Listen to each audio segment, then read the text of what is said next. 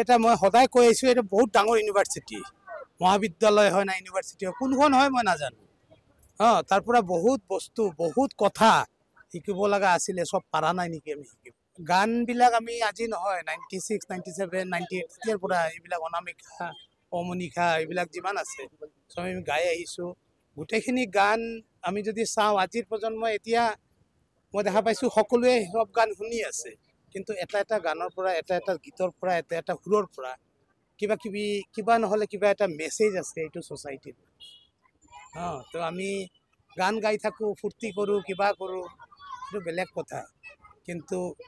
society যদি চলাব যায় আৰু মানে আমি যদি মানুহ বুলি যদি আমি ক'ব বিচাৰোঁ তেতিয়াহ'লে মই 53জন মানুহ দেই তেওঁৰ কি কাম কৰে কি নাই কোনোবাই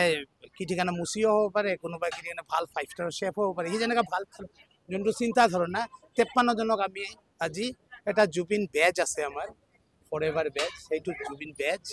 আৰু এটা গামোচা শিপনিয়ে বোৱা গামোচা দি আমি সম্বৰ্ধনা জনাম ইয়াতে 53টা আৰু আজি আমি কিবা কিবি কাৰ্যসূচী লৈছিলোঁ